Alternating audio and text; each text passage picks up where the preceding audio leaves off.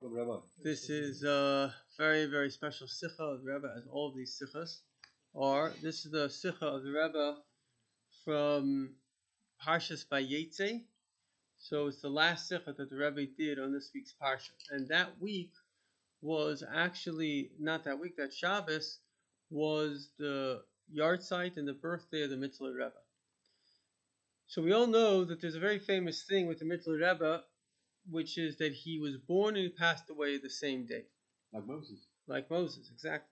In fact, the Rebbe brings down that the Avos also, our forefathers also, they passed away and they were born on the first day, on the same day. The forefathers, Avram, Yitzchak, Yaakov. Yeah.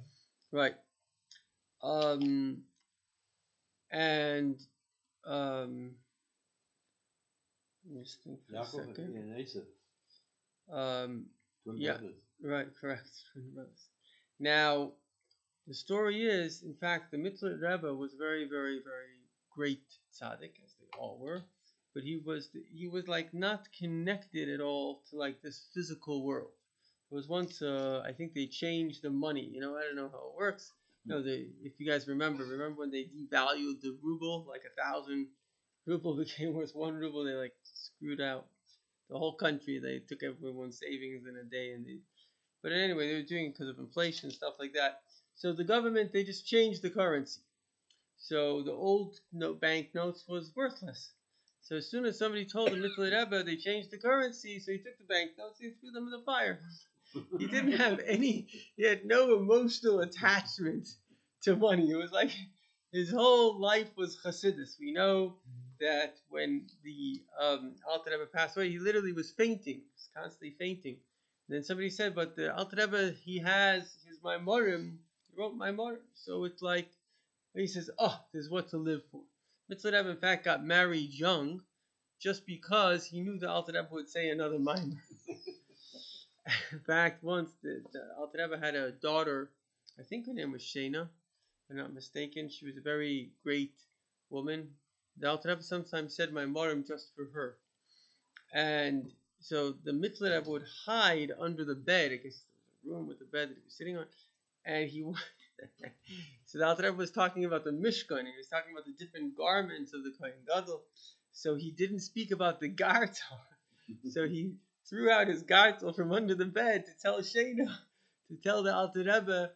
And I don't know if I mentioned, but he got married young just because he could hear another Maimor from the Alter Rebbe, which in a way shows his greatness. He truly appreciated.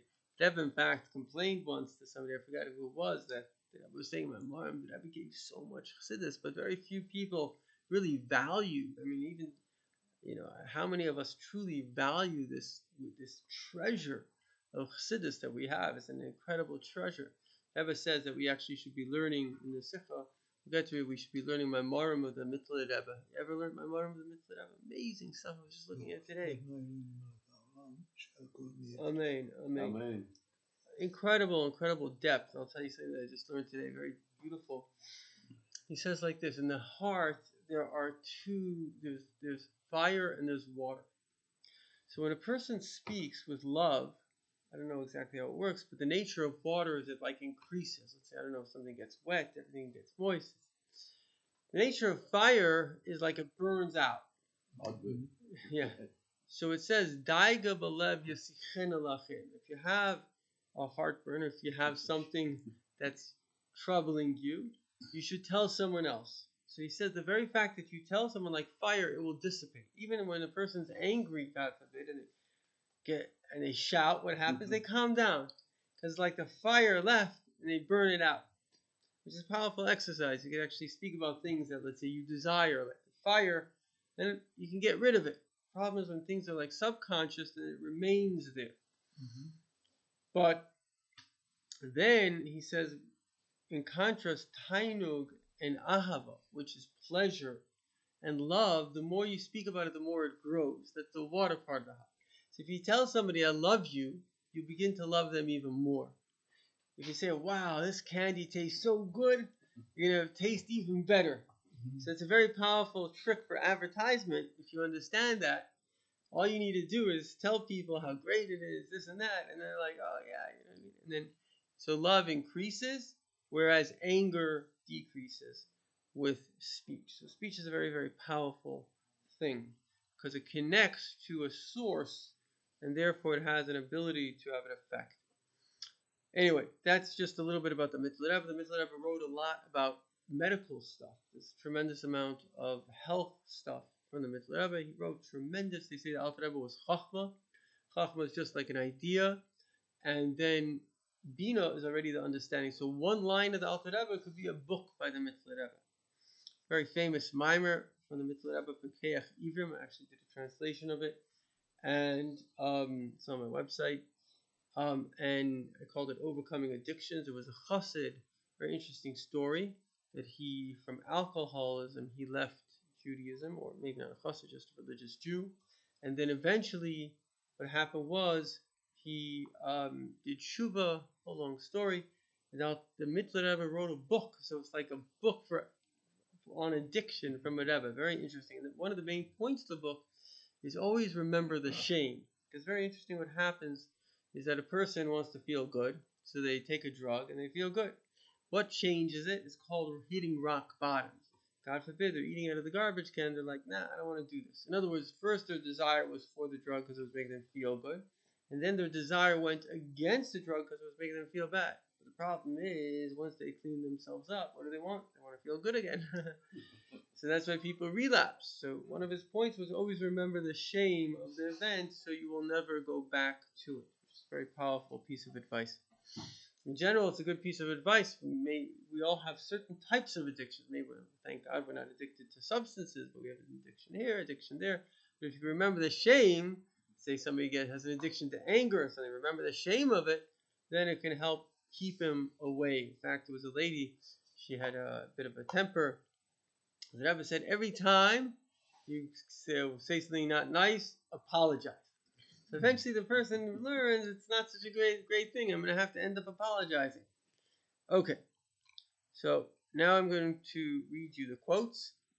By the Mitzvah Rebbe, the second Chabad Rebbe, we find something unique, that his birthday and passing was on the same day. Furthermore, we find that the day after his birthday, on the 10th of Kislev, is the day of his liberation.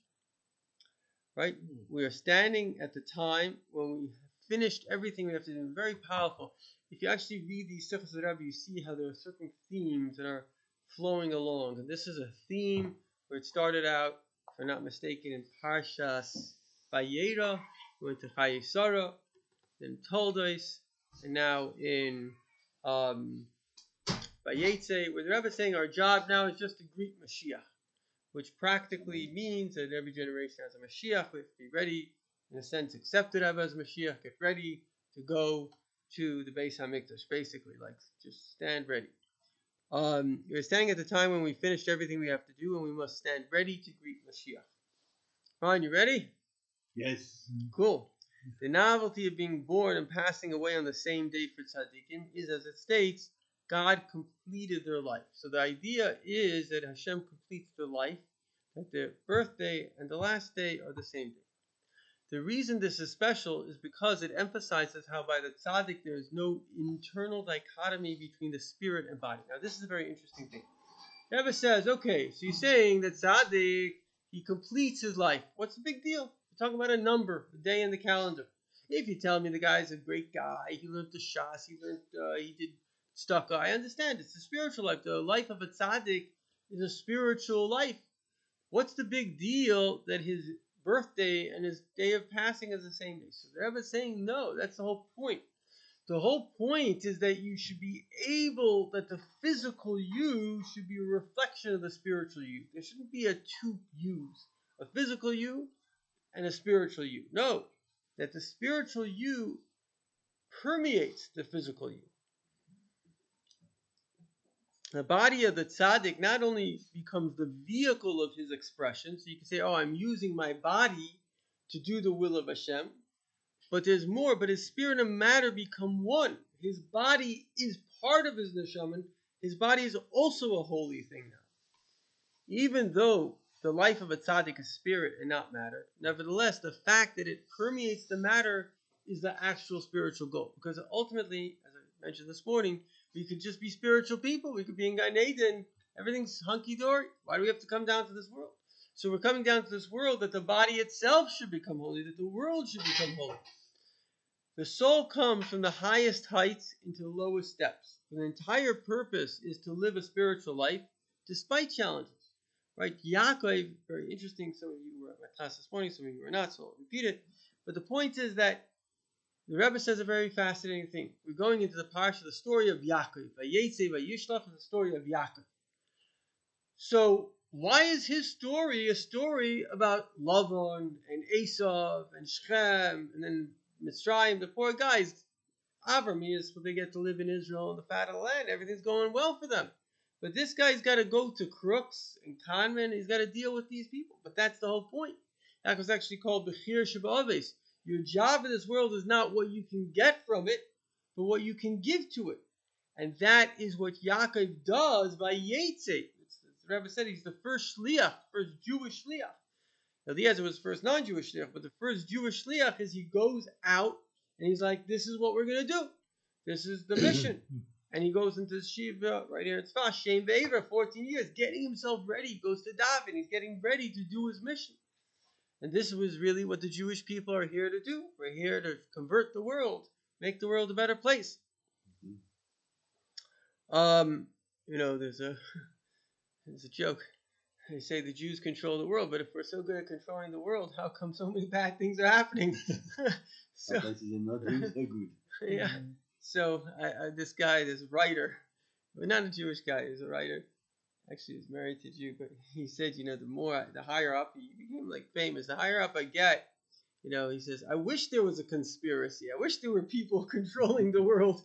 It's like a ship without a captain, But that's the job of the Jew. The Jew has a special gift of being able to see what right from wrong. It's really what makes us unique. Ability to stay outside of the box. Because if you think about it, how can a billion people believe some crazy thing about Muhammad, another billion about somebody else? It's like, what's going on? And billion people? The answer is that's the power of a group. Because everybody has desires. And it says, your brain is based not only on what you think, but it's actually very much based on what you want. So, for example, if a person, let's say a person thinks women is pretty, so, pretty woman. Another person thinks he's an architect, say, amazing building. Another person is a gardener, what an amazing garden. So what are you seeing? You're seeing what you desire, your desires. So if a person wants to be part of a group, what does he see? My group, right, is beautiful. They say beauty is in the eyes of the beholder. Ava techasa, forgot the line, but Akol Pshoim techasa Ava. If a person loves someone, they don't see what's wrong with them. So when a person loves a group, they want to be part of their group, so they just imagine everything is okay. That's how you can have a billion people believing the same bizarre idea that makes no sense, because they're not questioning the idea because they have a need to belong to the group. But the Jewish people, we are ger v'toisha. We don't belong to the group. We're there. We could do the business better, etc., etc. This black convert told me, Jews are just like everybody else, only better. So the point is that we can go into the society and show, look, you can be an honest person, but also you have this tremendous advantage of not being stuck by the group think. And that's why Jews have this, where we don't realize how great we are, because we have this great power to think differently. And so many positive things happen through the Jews. So the day the Rebbe says, whenever Hashem wanted to make a massive change, he uses Jews, even in weird ways, let's say Freud and different things, because they brought out a whole new philosophy. So many of the ideas and the scientists were Jewish people, just because you could think a little bit different. That's not we are basically tools of Hashem on this world, and Hashem backs us, support us when we want to do His will. He he supports us. 100%. He uses us for good things. And but what I'm trying to say is that what you're saying might be the real truth, which is that Hashem uses us, right? But I'm just looking at it from a psychological perspective. Why, from a psychological perspective, are Jews unique? And I think it's because we're not part of the society, or we're part, but we're also standing apart. So therefore, we're also different. So therefore, you can think of things not in a way that you're subjected to the group. You can think of things in a very innovative way because you don't say, oh, I have to do what everyone else is doing because I'm not them anyway. You know? Yeah, we are not followers. We're not followers. Yeah, exactly. Yeah, because the Jewish neshama is above the average person. The Yeah. Jewish neshama, the Jews are above nature, Mm-hmm. and the others are equal to nature. Yeah. That's why the Jews are different. Right. Like behema, how they call it, behema. No, behema is animals. The Jews are better. Well, the point is this, that the Yiddish neshama comes straight from Hashem, and Hashem is unlimited. There was actually a non-Jewish psychologist. He said, I could categorize everybody in the world into one of 160 categories. He's a very brilliant person. Mm-hmm. But he said, except for the Jew. A Jew doesn't fit into a category. And you look at it, just here in Sfas. Everybody's their own story. You know what I mean? Sure. So it's like a Yid is, I have a line, what does it mean to be a Jew? To look for the truth, to find the truth, to be ready to live by the truth, and even die for the truth you found. So it's a very special kind of neshama. I mean, non-Jews as well should also be doing that, looking for the truth and living by the truth. But Yid has this tremendous passion for the truth and ready to sacrifice for the truth. And therefore, it's, I mean, you're a good example of that right here. All of us are an example of that. Except for me, but the rest of you. Okay, so the soul comes from the highest heights into the lowest depths. The entire purpose is to live a spiritual life despite challenges. The goal is to go like Yaakov into the darkness and there to be a source of light. So this is a very big point. This is what the Rebbe really told us. The Rebbe said, I'd be happy if there was just a million of Jews left in Crown Heights. The Rebbe did not educate Chabad that we should be comfortable. A lot of Jewish groups, even to their credit, they create a good society. I marvel when I look at the Hasidim, all the different Hasidic groups. They're so psychologically healthy because they have, this is what I think from a psychological perspective, they have a very strong group. They know if anything will happen, the group will take care of them. There's a very powerful group that's holding them together. But, a lot of people that don't have that group, it's difficult because you're kind of on your own. But on the same time, the Rebbe was like, the Rebbe wasn't making a group. The Rebbe was making soldiers. The Rebbe was making generals to go out into the world. Right now, there's the Kinnas HaShluchim, about 4,000 or 5,000 Chabad rabbis getting together. It's very inspiring. I've been a number of times in that room. It's just like, wow, all these rabbis, and each one has a location, and they're sacrificing. And there's no ego there. It's interesting. Maybe your location, but in 770, everybody's just another kid on the block. It's like a high school reunion, Mm-hmm. So it's an amazing thing because this is what the Rebbe is really telling us, that we are the sources of light. And so, Tzfat right now, the tourism is probably going to pick up. You see a Jew that comes to Tzfat, a lot of non-religious Jews. When they wrote to the Rebbe about the activities in Tzfat, the Rebbe underlined 3 times dealing with the tourists. We have to stop. We have to take the time. You put on tefillin today. Can I give you Shabbos candles? You got to light up in the Shom. There's no better place in the world to do Mitzrayim to reach Jews than Tzfat. I used to think it was the Kaisel, but no, it's still Tzfat. Because in Tzfat, somehow the air, gets them. And then you just got to reel them in. Shechina. Huh? The Shechina, right? The Shechina air is like, everybody comes and they're like, they get a little bit of a spiritual high. Okay. Just as when a person is sleeping, their head and feet are equilevel, which indicates the soul coming into the body, where the two have equal power. Nonetheless, the goal is that in this miserable state, the soul should be able to shine. So again, the fact that the soul comes into the body, and the body has an equal power because Hashem had to make it equal. That's why it says the Yetzer Hara, he says, hey, he had the first control of the body. It's very interesting. I'd love to one day write a book called The Rabbis and the Emperors. Very fascinating conversations between Antoninus, I think it was Marcus Aurelius, I don't know, but very interesting conversations because these guys had very unique perspectives on life. Alexander the Great, etc., etc. Mm-hmm. So, and there was a lot of interaction. People don't know this, but many of the Roman nobles converted to Judaism. In fact, when Rome sacked Jerusalem, there were 20,000 voting Roman Jewish citizens. So Rome had a very powerful connection. Particularly it's Esav, and Esav is called a Jew who basically had a lot of taivas. He was a Jew. So they have that spark of Esav. They have a Jewish spark, more Esav. So they're a little bit more connected. And this was part of our goal in life, which was to convert Esav, which is why Yaakov had to go. And that's why in the different Sichos, the Rebbe says, Yaakov is finally going home. What's he sending to Har Seir, Mount Seir, Al Adoni Esav? Why did you wake up the sleeping bear? The answer is because that was his mission. His mission was to bring Mashiach to convert Esav. Esav wasn't ready, but Yaakov was ready. But the Rebbe says that in our time we have converted Esav because Esav, at least the Western powers, are infinitely more better than they ever were. So I mean, generally speaking, people believe in peace. One country. Peace of mind. Peace of mind. That would be good. So okay.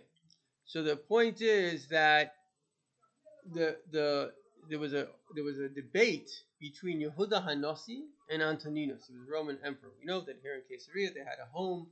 There was a tunnel in between the two. They had a debate. What was the debate? The debate was that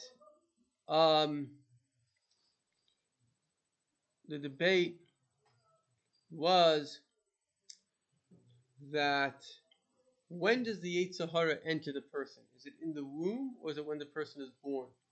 So Rebbe said it's in the womb, and Antoninus said no, it's when the person is born. Antoninus said that, how do I know? Because if not, the baby would claw its way out. But the question is, if it clawed its way out, it would die. So it's like the story of the frog and the scorpion. Once the scorpion and frog met, and the scorpion wanted to get to the other side. So he said to the frog, do me a favor, give me a ride. And the frog said, you're a scorpion, you're going to sting me. He said, I can't sting you, because if I sting you, I'm going to die, I'm going to drown, that's why I need a ride. That makes sense. So he's in the middle of the hopping, and the scorpion stings him. He said, what did you do? Now you're going to drown. He says, but I'm a scorpion. Yeah, that's my nature. Yeah, that's my nature. So that's the Yetzer Hara. Somebody said a very good line with the Arabs. So what do you expect of these people? This is what they do. It's our job to wipe out the evil. They can't, in any event. So the point is that the Yetzer Hara is just crazy. He's just like a little kid just wants to get his way. We all have a little bit of the Yetzer Hara in us. Just get my way. Why? I don't know. I just want to get my way. So that was the whole thing of getting rid of Pare. Really very interesting. The Rebbe speaks about this many times, that the world had to go through a couple of stages. One stage is what's called making from humnius gashmius. What is that stage? Basically, taking evil, like Pari. Pari was evil. Why was he evil? Because his whole life was about getting his way. Even when it went against his own interest, let the Jews go, for crying out loud. There's actually an ancient hieroglyph about an Egyptian writing like our land is lost. I mean, you got blood and you got frogs and you got wild animals and let them go already. The Egyptians themselves, Haterem Teda, do you not see that Egypt is lost? Nope, not my way. I want to get my way. This Putin has the same problem. I need Ukraine. Why do you need Ukraine? You're losing all this. What? Because I want Ukraine. Doesn't need to make sense. I want it. So this is a klippa. This is the first klippa. And in fact, we know the Jewish people, there were 288 rapachnit soitzos. Again, there are 200. So it's a whole story, but the klippa, meaning how does something exist? It has to have kedusha. It has to have energy. So where did that energy come from if it goes against the will of Hashem? Where does it come from? So this is what we call, these are rapachnit soitzos. 288 sparks fell from the world of Tayyum. And they make up, obviously, sparks have sub-sparks, and they make up the matter of this world. So if something goes against the will of Hashem, if it's the will of Hashem, it comes directly from Hashem. But if it goes against the will of Hashem, it's even klippas noiga, it just hides Hashem like this table, so it has a spark in it, spark of godliness. So in any event, so we had to humble Pari. So then humility, every child has a big ego, which is the way Hashem made it. So the child learns, okay, he's not boss, and then he's humble. But it doesn't mean he's a tzaddik. Still he has to, now you can begin the educational process. So number one, you have to go from humnius to gashmius. Then you got to go from gashmius to ruchnius. So that's kind of the stages of life. We know that the first 2,000 years are called the 2,000 years of creation or chaos. So that was the humnius. And then you have Avraham Avinu, 2,000 years of Torah. That's kind of getting into Gashmis, getting into a bit of a civilized manner. And then you have getting into Ruchnius, which is Geula, the last 2,000 year Geula, which is living a spiritual and meaningful life, a life of content, of choice, of growth, etc. Okay, so the point is that you're meant to have a crazy body. Our bodies are meant to be crazy. Actually, I have like a little kind of blog, and I don't think I wrote it, but I thought about writing it, so I'll share it today. And that is that you should allow yourself to make mistakes. It's a very big mistake to not make mistakes. Because if you allow yourself to make mistakes, you'll learn from your mistakes.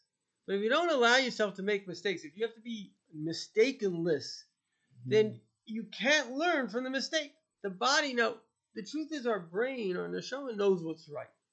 Who needs to learn the hard way? The body. The body's the crazy one that, I just want this drink. Okay, take the drink. And then you'll feel terrible, and your body itself will want to drink again. So it's actually, in a way, good sometimes not to be too tough on yourself. Allow yourself to make the mistake. And then the body itself, because ultimately that's what we're going here, that the body should change. The very essence of the person, like, no, I don't even want that anymore. I want something different. Okay.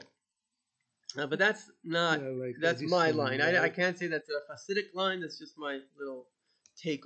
Yeah. Like Edison. Huh? Edison, they told him, you work on that and it doesn't work. And he said, yeah, I found a way how not to go. Yeah, until he found right. But the same thing that Pharaoh didn't die when he left Egypt. Yeah. He was the only one who didn't die. Right. He went to Nineveh, became king there. Yeah. And that's how when we knew. So he changed his ways after. But with the Jews, even or to listen to advice.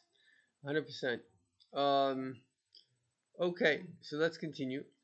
So the point is that the body and the soul might have like an equal say, but the goal then is that the soul should obviously motivate the body to go in the right direction. Everything from the highest levels of heaven to the lowest depths on earth, all are expressions of Hashem. So in other words, it's not that the physical, God forbid, goes against Hashem. Even the ego that a person has, had this chiddush the other day that, the best thing we can do with our ego is beat ourselves, right? We can use it to go in the right direction. Very often people would tell the Rebbe they have issues with their ego. So the Rebbe said, use it for good things, right? So everything Hashem made, He made it for a good thing. And so, there's a higher level, but I'm not going to higher level. But on a basic level, you're meant to have an ego, but you're meant to try to use it for good. So everything in the world is here for the good. And our job is to see how this thing is a good thing. Is, food brings people together, gives you energy. Everything has goodness. Money is the greatest thing in the world. You can give tzedakah, you can help people, live like a mensch, you can do a mitzvah. It's a wonderful thing. So it shows that this kind of Christian idea of making this like opposites, like good and evil, money is a root of all, it's a mistake. It's not true, because the world is about using, I think in Judaism, or maybe the Ashkenazic Jews, because we were like in Christian Europe, we like brought down some of their ideas subconsciously of that kind of, they have this like very strong of good and evil. But it's not a true thing, because everything in the world, it is Greek thinking. It's Greek thinking. Oh yeah? Plato and Aristotle. Oh yeah? It's based it is on a lot. Christianity. It's interesting. They have that philosophy. Yeah, it's true. Yeah, so basically, that kind of harsh philosophy. It's not. And the real philosophy is the world is a beautiful place. People are beautiful people, and everything in the world should be used to enhance that beauty, to make it better, and make the world a greater, always, like, as Hashem put us. He put us in a Garden of Eden. He just said, improve it, make it even, make it better, which is gives you, empowers you. It gives you a meaningful life. So yes, you have something to do, but it's just increasing the beauty and the benefit of the world. Okay, so this is an interesting quote. Knowledge is a level, right? So if you think, oh wow, the guy's very smart, so that's relative to what? That's not so smart. So knowledge is a level. Hence, when God reveals Himself, it is infinitely beyond knowledge. To Hashem, there's no higher and lower. The guy that knows everything, the guy that knows nothing is at the same level. Even the highest level of godliness and the lowest rock is the same level. That's right. because they're all in one way they have a definition. Anything that has a definition, it could be an angel that's a third the size of the universe, it could be the greatest light, but the thing is, it's still a definition. The greatest wisdom, it's defined in some way, and anything that's defined is similar to something else that's defined. Maybe much holier in our estimation, but to Hashem it's the same. And so Hashem coming down into this world gives us all the blessings, because it doesn't matter how much you know. It's the fact is, if you can connect directly to Hashem, then you get, and that's why when Yaakov, what was he doing? Why did he go to sleep? He didn't go to sleep for 14 years before. He didn't go to sleep 14 years later. Now he's going to sleep when he comes to the Beis Hamikdash. And it's just he wanted to reach the level of Atzmus, where everything is from Hashem. It's just straight Hashem, like going beyond all of his Torah study, just the listening to Hashem. Because there, in just the listening, what we call Kabbalah self, there's Hashem. And where Hashem is all the protection, all the brachas, everything. Hence to God, those who know the most and the least are the equal level. Yaakov lying down at the spot of the Beis Hamikdash on the stone represents the complete conviction the divine, as the ladder going up and down, is within. So the idea of Yaakov lying down was that he understood that Hashem is within him, and he is now able to go anywhere, because if Hashem is walking with you, that's what it says, Boy el Pari. Why does it say Lech el Pari, go to Pari? Why does it say Boy, come to Pari? Because Hashem showed Moshe Rabbeinu Idrim Basar Idrim. He showed him the essence of Pari. He saw, I don't know it exactly, but he saw a river, and there was a Tanin Agadol, a big serpent, and there were other serpents afraid of the serpent. So imagine you see a serpent, it's pretty scary. Now you imagine if the serpent itself is scared of a serpent, now you're really scared of the thing. So, but Hashem said, Boy, I'm going to take you. So, okay, I'm going with Hashem. So he went, and you know what he saw? Very interesting. He saw nothing. The essence of the serpent, the big ego of Pari, there's nothing there. That's why it's very interesting that we all have, it says the Kabbalah is very interesting, that Eastern philosophy speak about this as well. We all have three, if you want to call it, three kings, three rulers. We have the mind, the mayach, we have the leiv, the heart, the emotions, we have the kaved, the liver. Kaved also comes from honor, right? So these are three. Honor, kavod. Yeah.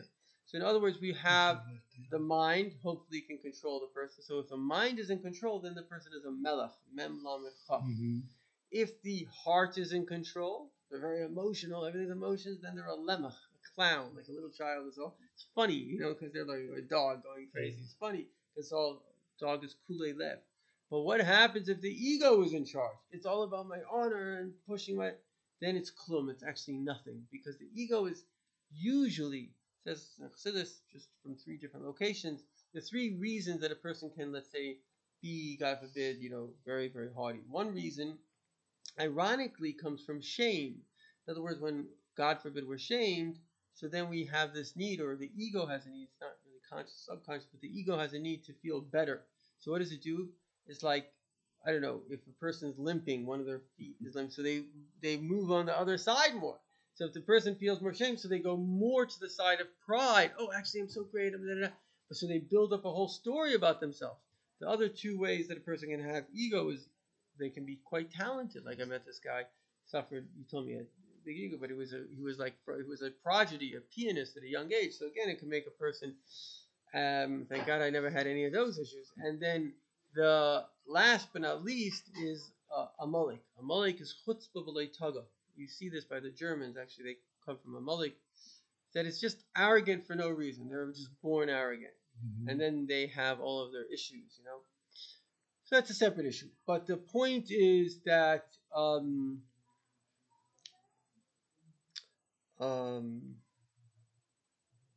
right. Okay. So now the next one is, as the divine is in the mind, where does Hashem reside? He resides in our mind, right? We know the nefesh elikis is in the mind. So the strongest part of us must be our mind. Our mind must be in control. And that's really the goal of life, is that the mind, the convictions, should be in control of the rest of the body. And then Yaakov merged the divine into all parts of him, which brings infinite blessings. So by then taking the mind, right, because a person can live in different worlds. Every single philosophical, psychological, spiritual system says the same thing, which is there's an argument between your mind and your emotions, right? The body says candy good, the mind says candy bad. So you've got this argument going on. And so the goal then is to be able to, what we call Hagbaras Hatsura al Chaymer, that the mind should be able to control the body. And that's not a simple goal. It's a very, very big goal. And so if we could actually implement that, and Baal Shem Tov speaks a lot about this, he calls it a yichud, the connection of the mind to the mouth, right? Some people, they're just talking. But you have to think before you talk. Even thinking about what you're thinking. He says only if you think about what you're thinking do you know what you're thinking, right? You could just be thinking. Then certainly your actions have to be connected to your mind. So there has to be this top down. We were saying before, the melech, the king, is the person that's assessing the situation. What should I do? What should I not do? The lemech, the clown, is just running around wild because he's just whatever, out of control. It's a clown. And then a person with a big ego is just blowing hot air at everybody because he's got to let the world know that he exists, which could be a tragedy. But the point is that that's what's going on. Okay, so very interesting. I saw a fascinating thing where the Rebbe speaks. I think it was Tu B'Shvat. It says Eretz Chito Usoira Eretz Zei Shemen Udvash. Right. Oh, I think I missed the remind there. Eretz Chito Usoira Zeker Teina V'Gefen. Very much. Yeah, thank you. So there's two Eretzes there. Now, what's the story of Eretz? If you plant, you have to till the land. And in fact, if you really want something to grow well, you take it out of one place and you put it into another place. The stress actually helps it grow. That's why you'll notice trees on the sides of the mountains are very, very tall because they have to it's a little bit stressful and they actually compensate. So, huh? Yeah, it's interesting. They want sunlight. Could be. Yeah. So the story is that why did we have to go through Golus? Because the tilling of the land is the ego. In fact, it says a bit of a harsh statement. It's the humility. It's the humility that allows the growth. That's what I said before. A person goes from evil to decency, from decency to spirituality. Even each one of us in our own lives. We don't remember when we were 2, but I'm telling you, we were crazy. And then our mother was like, no. And then you're like, oh, shucks, I'm not in charge. And then there's somebody to talk to. So that's why a spoiled kid is maladjusted, because they think that they're meant to get everything. They don't know how to deal with no's. But that's why parents that are actually quite tough on their children, not harsh, but tough, make very good children. Because the children are very well adjusted. In fact, the people from Russia, I see this, at least the Jewish community, because in Russia, there's no like a guy that came from Russia. He said there was no such thing as ADD in Russia. It's like they were like tough beyond tough. Like everybody has to learn and everything. But it did create a certain healthy self-discipline in these people, right? So let's see here. Once one achieves this level, they have the ability to, as Yaakov did, to refine the world. Okay, it's very powerful. So if we can actually merge the divine into all part of us, that we actually living from a very healthy, intellectual, conscious place, then we actually have this tremendous power. Because you can't change the world if you can't change yourself. But if you can change yourself, everybody knows the famous part from the Kotzker Rebbe. When I was young, I thought I would change the world, but I saw the world didn't want to change. Decided I'd change my country. I saw my country didn't want to change. Decided I'd change my community. I saw my community didn't want to change. So I decided I'll change my family, but I saw my family didn't want to change. I decided I'll change myself. And then my family changed. And then my community changed. And then my country changed. And then the world changed. So a person has to have this inner convictions, and that creates the connection of Hashem and the brachas and all the good stuff, hopefully. Once one achieves this level, they have the ability to, as Yaakov did, to refine the world. The ultimate intent is for the divine revelation, which is beyond Toyu and Tikkun, to be revealed, to permeate and to use everything and everyone. So again, what is the ultimate intent? That this divine revelation, which is beyond Toyu and Tikkun, because Toyu itself is a level, what did we say before? That anything that has any definition whatsoever is not Hashem, because Hashem has no definition whatsoever. So the highest thing and the lowest thing are the same thing to Hashem, because Hashem is beyond all definition. So the divine revelation, which is beyond Torah, to be revealed, to permeate and to use everything in everyone. So the ultimate goal is that Hashem should be the kind of, if you want to think about it in modern examples, today you have a phone, but you can download a new iOS system, the whole phone can change, and the physical is there, but the whole way it functions changes. And this is the ultimate goal, that we function with a connection to Hashem, and this becomes our guiding light. When Mashiach comes, the physical world will be permeated with divinity. As the teaching, a rock will talk spirituality. Even the physical thing is going to be permeated with divinity. Even the rock, the whole world's going to be Chassidim, Chassidish rock, a Chassidish tree, everything's going to be Chassidim. This was further hastened by the teachings of Chassidus, which merged the spiritual and the physical. And this is kind of what the whole thing of the Mitzvah Rebbe, Tzemach Tzedek said, if you would cut Mitzvah Rebbe, blood wouldn't come out, Chassidus would come out. He was able to stand 17 hours straight talking Chassidus.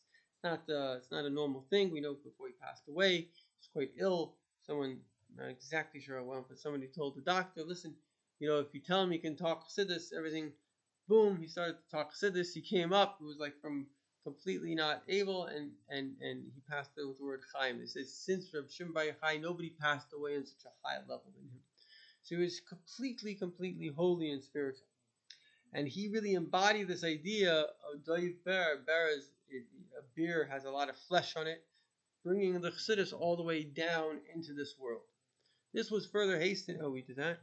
The teachings of Chassidus, which bring esoteric concepts into the mind, then it can be spread to the most distant places. Now that's very interesting, because how can you spread an idea if you understand it?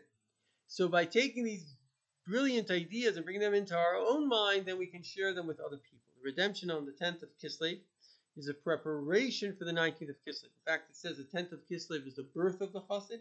The 19th of Kislev is the bris of the Chassid. The essential light of God has come into Mashiach, and hence is able to enlighten every Jew. So the whole idea of Mashiach really is the connection of Hashem, again a yichud, that Hashem himself connects to the soul of Mashiach, and then he is able to empower each and every one of us. That's why it's very interesting, because the Rebbe, for many years, I was once at a Farbrengen, was quite a startling thing, the Rebbe was vehemently against anyone saying that he's Mashiach, and then it changed, where the Rebbe not only accepted it as, I didn't realize it literally till this year, but it's very clear where the Rebbe is indicating, I am Mashiach, right? Accept Mashiach. I think he mentioned it once. Huh? People are saying it. What? I think the Rebbe mentioned it once. Whatever. But I'm saying it's the Rebbe is not openly saying it, but he's hinting to. It's, at the same time, the Rebbe is saying the Friedrich Rebbe Mashiach, whatever. But I'm saying there is that concept being said quite clearly. But for the Rebbe to say that is not a joke. The Rebbe was not a person that messed around with words. Every word of the Rebbe was Kodesh Kadosh. In fact, one of the things they say before the Rebbe became Rebbe, the Rebbe gave an excuse that he didn't hear a message from, just like something from a message. They had 10 chassidim, they went to the oil, they asked the Rebbe to give a message, he got a message. Also, when the Rebbe was saying, I heard this from Rabbi Grono, when people were writing to the Rebbe that he's Mashiach, he says, Mashiach, this is something that Hashem has to tell you. It's not like something that people tell you. And then, again, they went to the oil, and I think the Rebbe never said that again. In fact, it's a very interesting story. There was not a Chabad rabbi who once asked the Rebbe point blank inside Yechidus, he said, are you Mashiach? The Rebbe said no. He was publishing a book a number of years after Gimel Tammuz, and he was going to write this, and he had a dream. The Rebbe came to him and he said, things have changed. So something changed there. And this is really one of the most important points that Rebbe is trying to tell us. Mashiach has arrived. Live in redemption. This is what's going on. We're in the times of Mashiach. The Rebbe wrote to Volpe, Moisa Mashiach. Now, so we have to get with this program that we are in Mashiach times. And that is, it doesn't mean to be delusional about the fact that things are, still hostages, but it does mean to live on a higher frequency, a higher consciousness, a much let go of the Oive part of Judaism and get into the Yeh part of Judaism. The only part missing for the coming of the Mashiach is that a Jew should open his eyes properly, and you'll see how everything is actually 100% prepared. We are already sitting at the table with Mashiach, as is known in every generation. A descendant of David is ready to bring Mashiach, so it's obviously that must be the Rebbe that he's sitting at the table teaching. And those of you that remember, you were by the Rebbe many times, like, we had Mashiach. It's like if somebody said you need Mashiach, it's like, yeah, why? Because the Rebbe says so. But to us, like, we were experiencing Mashiach. Practically, A, we have to learn the teachings of the Mitzvah Rebbe. B, we must try to learn from him that our divinity should permeate us. So again, that we shouldn't have this dichotomy. Chas v'shalom, we shouldn't be Christians thinking, oh, this lady once told me she was actually Jewish, but she, I don't know, raised Christian, married to her. She said, by us, or by the Christians, they go to church on Sunday and then they leave it. There's like, my cousin, he's a rabbi in Kauai, and they had a Chnosa Sefer Torah. There was a Catholic waiter there. He says, I see by you that you guys are like one with the Torah. It's like family to you, dancing with the Torah. So everything is one by us. There isn't two separate worlds. If somebody else has a separation, that's a mistake on their part. They need to learn that it's all one. Sunday religion, and during the week they don't care. Yeah, right. I'm sure there are others, but in a certain sense. Yeah. Furthermore, we should establish Farbrengens on 9th and 10th of Kislev and take resolutions in this regard. We should further undertake to make Farbrengens on Yud Tes Kislev. We should further make Farbrengens throughout the whole month of Kislev. Wow, that's pretty good. Take resolutions to study and spread Hasidus. We should further make Farbrengens during Hanukkah. This includes resolutions regarding having a family gathering on Hanukkah in which one distributes money to the children. This includes resolutions to learn about Mashiach in order to be more prepared for it. And the resolutions, may Mashiach come immediately. All our homes will fly with the clouds of glory with us to Mashiach Tzidkenu Meheid of Yameinu Mamish. Amen. They said there were, I think, 4 or 5 Jewish popes.